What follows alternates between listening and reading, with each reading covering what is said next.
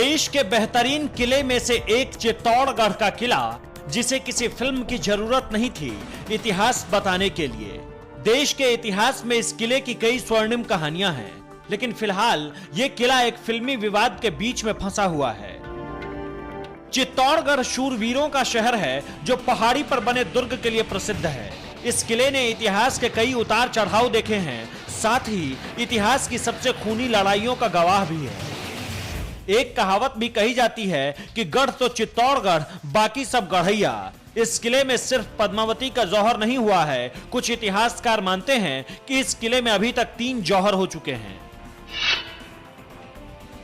चित्तौड़गढ़ के किले में सबसे ऊंचा यह स्तंभ है। तकरीबन 120 फीट ऊंची इस स्तंभ का निर्माण महाराणा कुंभा ने मालवा के सुल्तान महमूद खिलजी पर अपनी विजय के उपलक्ष्य में करवाया था। इसके सभी मंजिलों पर देवी और देवताओं की मूर्ति बनी हुई है। चित्तौड़ दुर्ग में राणा रतन सिंह की प्रसिद्ध सुंदरी रानी पद्मिनी का महल भी है। एक छोटा महल पानी के बीचों बीच बना हुआ है। कहा जाता है कि अलाउद्दीन खिलजी ने पहली बार रानी पद्मिनी के अक्ष को इसी महल में देखा था। यूं तो यह किला इतना बड़ा है कि इसके एक एक हिस्से को अगर दिखाने और बताने लगे तो आप उबने लगेंगे। इस किले के 2 मुख्य हिस्से आपको हमने बताए, एक और हिस्सा दिखाते हैं।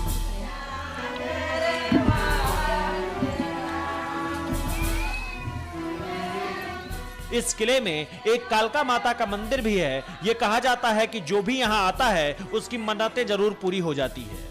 चित्तौड़गढ़, जहां आज तक सिर्फ रानी पद्मावती और राजा रतन सिंह की कहानियां ही गूंजती थी, लेकिन जब हम यहां पहुंचे तो हमें कालका मंदिर के दर्शन किए, जहां एक समय में सूर्य मंदिर हुआ करता था। खैर, हम मन्नतों के लिहाज से आपको मंदिर नहीं बता रहे हैं। दरअसल चित्तौड़गढ़ के किले में कई राजाओं ने राज किया, उनमें से एक सूर्यवंशी भी थे।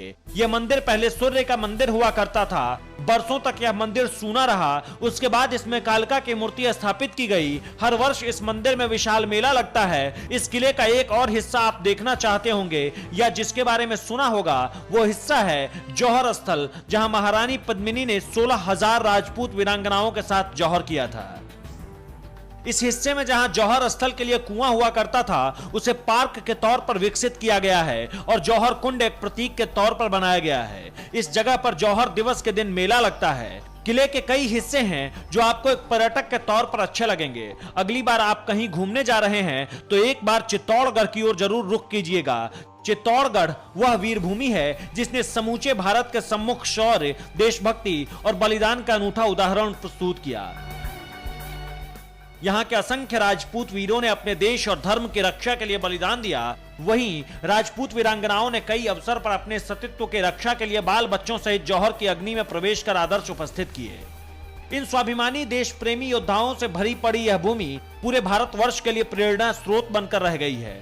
यहाँ का कण कण हम में देश प्रेम की लहर पैदा करता है। यहाँ की हर एक इमारतें हमें एकता का संकेत देती है। इसलिए कभी चित्तौड़गढ़ आए तो बलिदान और जौहर के इस दुर्ग को देखकर शीश जरूर झुकाइएगा। ये जानकारी आप